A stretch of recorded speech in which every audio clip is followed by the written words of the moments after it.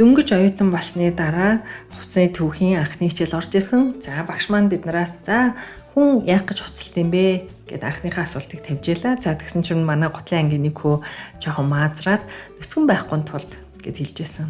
Тэгээд багш маань хариуд нь за өлсгөлэн байхгүй тулд л одоо хооллолдог хүний тавганд одоо юу байж болохыг тэр талаар би бүр бодохыг ч хүсэхгүй байна.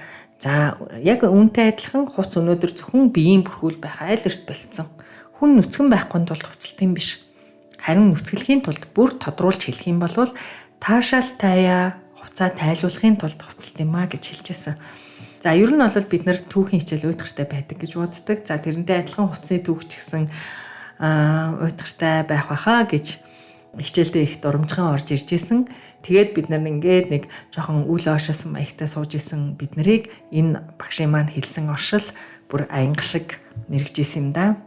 Тэгээд анх яг арьсан хэдрэг байсан хувцс гэж зүйл эцэстээ одоо цэвэр сэтгэл зүйн зэмсэг болцсон энэ түүхийг одоо сонирхон судлах эхлэлийг ингэж л нүргэлүүлэхгүй болвол оюутан бид нар чинь юуг яах гэж сурах гээд байгаагаа ухаарахгүй бишээгээл сууж тэр хувцсны түүхийн гайхамшигт цагуудыг хажуугаараа өнгөрөөч байсан бахаа гэж би хаяа боддгийн.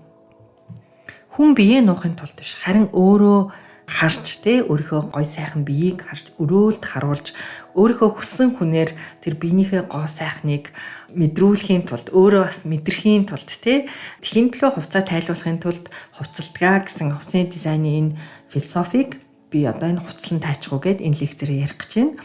За хүн бүрт шахуу байдаг асар том хориг бол нүцгэн биеэс айх, ичих, үгүйсгэх, үзэн ядах тэр битгий хувцаа тайл, нүцгэн биеийг битгий хар, битгий таашаа гэдэг энэ сүрэг сэтгэл хөдлөл байхгүй юу? Тэгэхээр бид нарыг багаас эхлээд бие нуух сургасан хэрвээ нүцгэн биеийг гаргах юм бол ичээдэг байсан. Бусдын бас нүцгэн биеийг харах юм бол бас ичээдэг, айлгаж ингэж бид нарыг одоо нүцгэн биеэс айлгаж хүмүүжүүлсэн. За тэглээгээд хүмүүс нүцгэн биеийг сонирхоо болжаагүй. Харин энэ сонирхол далд хэлбэрт орсон. За тэгээд яг ерөнхийдөө сэтгцийн хувьд эрүүлж гисэнтэй нүцгэн биеийг игэл бусаар сонирхох. За өөрийнхөөгөө бусдад харуулад тэр бусад хүмүүс айх үед, гайхах үед л зөвхөн таашаал авдаг. Зөвхөн энэ нүцгэн биеийн сэдвт хэд их ач холбогдол өгөх ийм одоо эмгэг өөрчлөлтүүд бас олон хүнд ажиглагддаг.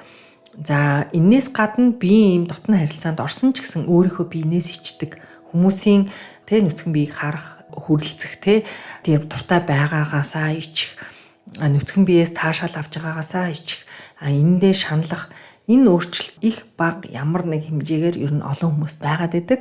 Харин бид нар өөрснөө энийг анзаардаггүй. Энэ туйлшрлаас ангижраад байгалийн гайхамшигт бүтээл болсон хүний биеийн буюу өөрийнхөө биеийн гоо сайхныг хүлээн зөвшөөрж нүцгэн байх зөвшөөрлийг өөртөө өгөхөд энэ лекц тань туслана. За хүнийг хамгийн их зовлонтой болгодог энэ хоригийн хүлээсийг тайлж хүнийг бас жинхэнэ аз жаргалтай болгодог зөвшөөрөл чи нүцгэн байж болно, чи нүцгэн биеийн дуртай байж болно, дуртай байгаагаасаа таашаал авч болно гэсэн энэ зөвшөөрлийг хандлан авах энэ үйл явц чинь нүцгэн биетэй үргэлж зэрэгцэн оршиж яадаг хувцаар дамжиж явагддаг. За сэтгэл зүйн энэ давхаргыг авч үзэхгүйгээр зүгээр л нэг яаж дур булаам харагдах вэ? Эсвэл дур булаам хүнтэй яаж дотн харилцах вэ? Гэх мэт зүйлд хувцсыг хэрэглэх нь зүгээр хуурайх, хөшүүн, тийм механик үйлдэл төдий болох гээд байгаа байхгүй юу? Тэгэхээр зэрэг хувцтай байхдаа төгс цохиролт гоо үзэсгэлэнтэй байж, хувцгүй байхдаа ч гэсэн өөрийнхөө төрлөх гоо үзэсгэлэнтэй ханж, бусдын сэтгэлийг ч гэсэн хангалуун байлгаж чадах дотор урлагаа энэ лекцээр дамжуулж улам төгөлдөр болох байхаа гэж бодож байна. Тэгээд материалын ертөнцид оршиж байгаа бүхэн бас энэ сэтгэлтэй нарийн сэжмүүдээр холбогдчихэдэг. Тэгэхээр зэрэг бидний сэтгэлийн гүнд байгаа асуудлууд, гүн давхраануудад хувцас хурж очиж чаддаг. Зарим асуудлыг шийдэж чадна.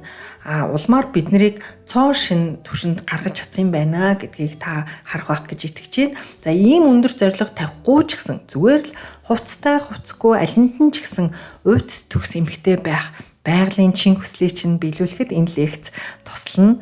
Та ч гэсэн өөртөө энэ зөвшөөрлийг өгөөд өөрийнхөө хамгийн нандин хүслийг биелүүлээрэ гэж би хүсье.